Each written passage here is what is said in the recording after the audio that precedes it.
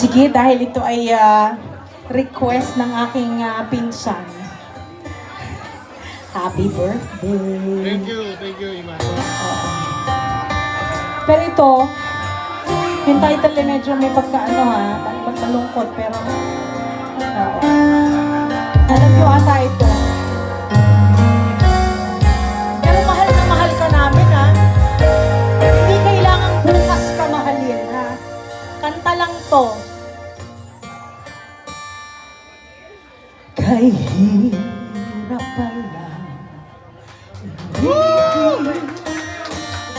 sa di tamang panahon,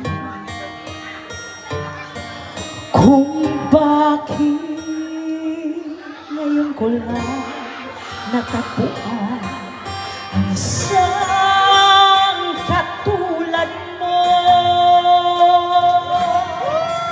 Sana noon pa kita nakilala, sana noon pala nang ang puso ay malaya pa magmahal. Bukas na lang kita mamahalin, sabay sa paglay ng ating mga puso. Bukas na lang kita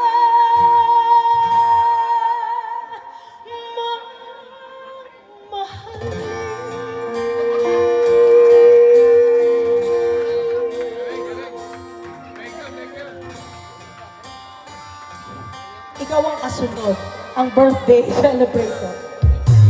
Kay hirap pala umibig sa di tamang panahon,